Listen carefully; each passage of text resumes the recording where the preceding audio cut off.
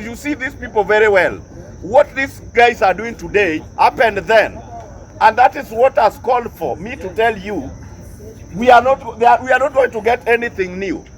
If these leaders were not slanders, thugs, thieves, crooks, cranks, then these people ought to have sat together and chosen a party. But the way you are seeing them talking, everybody is pulling towards himself. Why is it difficult for Mheshimiwa Gachagua to go the Jubilee way? Why is it difficult for Mheshimiwa Gachagua to go the Wiper way? And why is it also difficult for Mheshimiwa Matiang'i and Mheshimiwa Kalonzo and these other leaders to go the Gachaguas way? If truly the denominator is kukomboa hii nchi. So gentlemen, mimi ningependa niwaambie, democracy at its seeds, that is leading us to the deathbed as the poor citizens. Now, I have two pertinent things I want to discuss. One of it is about the launching of Mheshimiwa Gachagua's party. I think since we are a democracy, what Mheshimiwa Gachagua has done is good riddance and it is timely. It was highly expected. But as I always told you, history is paramount on everything I do. And that is calling for us trying to judge these leaders. Do they really believe on what they are telling us, or they believe in themselves? Like, as I can remember, whatever thing that is happening today has happened before, and I don't think it is going to stop there. Because if at all truly our leaders means well for us, by so telling us the president is not delivering, I tend to believe they have one ideology and they have the same policy, and they think Ruto's administration failed, and so they have to be cognizant of their unity. And if at all every political leader is going to come up with a party, then according to me, I think history is going to repeat itself. Because like I remember, when Ford was created in the 90s, Mheshimiwa Jindo Matiba came about. Instead of teaming up with his colleagues, Jindo Matiba decided to form Ford Asili. And he used a slogan, Kenyan people are going to decide.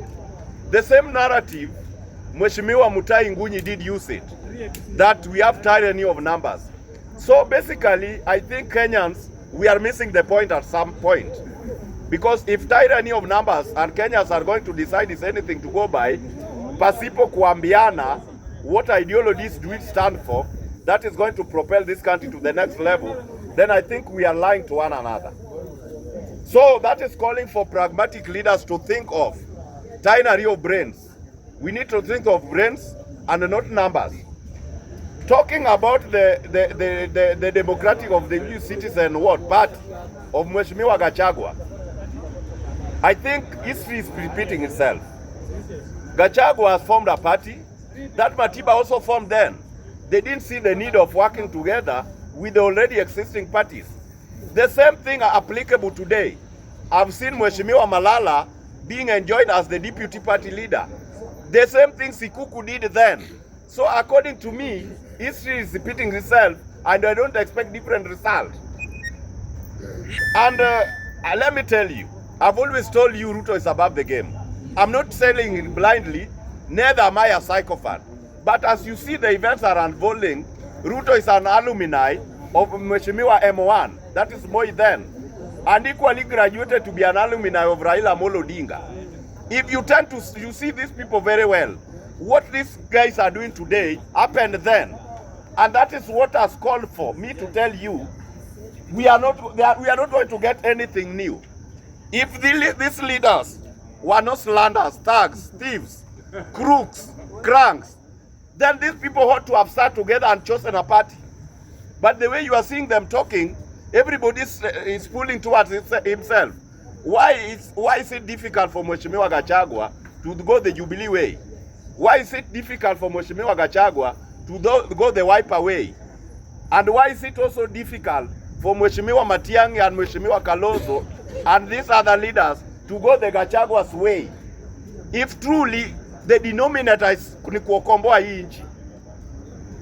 So gentlemen, mimi ningependa niwaambie, democracy at its seat that is leading us to the deathbed are the poor citizens. Why am I saying that? With the democracy, the oligarchs will have it. Mtu yeyote ambaye asha wealth will tend to push everything in their way. And with the democracy, young people, like the way Gen Zs are agitating, they'll want to have the same respect that the old people have, and you will not stop them. With the democracy, the poor guys are going to champion or crusade to get wealth of the wealthy. Pasipo kuangalia how did they get the wealth, and democracy is going to give them. With the democracy, our feminine, the women, will want to behave like us, and democracy is going to give them. So being we are a young democracy, at one point, guys, we have to accept iron feet must be used to let the country achieve its own dreams. I rest my case by so saying, with a divided opposition the way I'm seeing it, my friend Ruto is back in State House as early as 5:30 the following year after the elections. I rest the case on Gachaguas issue. Let me come back as a happy guy from Homabay. Some 1 or 2 days here, I was really aggrieved based on what was happening in Homabay. But today, at this point in time, I'm one proud guy coming from Homabay County. Why am I saying that? I did try to evaluate what has transpired in Homabay since Mheshimiwa Gladys Wanga took the helm of Homabay. I can count one of them, two of them, up to 10. But I can only highlight two: the Raila Amolo Odinga Stadium and the green port, the seaport of the Pie of Homabay. If you look at the way that development is done, not to mention the markets and other places, I can only see Ellen Sirleaf of Liberia in Homabay in the name of Gladys Wanga. I can only see Joyce Banda of Malawi in the name of Governor of Homabay. I can only see El Selassie of Ethiopia. I can only see Samba of Central Africa. I can only see Gladys, Agnes of Mauritius. I can only see Rose of Gabon. The same is applicable with me seeing Saleh Suluhu of Tanzania. So what am I saying? I'm seeing a leadership in Homabay that is not being taken that seat through bending over. Gone are the days when men only think that for a woman to achieve, there must be bending over. It is not there. And so, guys, we have to pull our socks. I can only beseech the current governor of Homabay to be very pragmatic on how he delivers and avoid side show. Let these people not bring mudslinger in terms of insecurity in Homabay.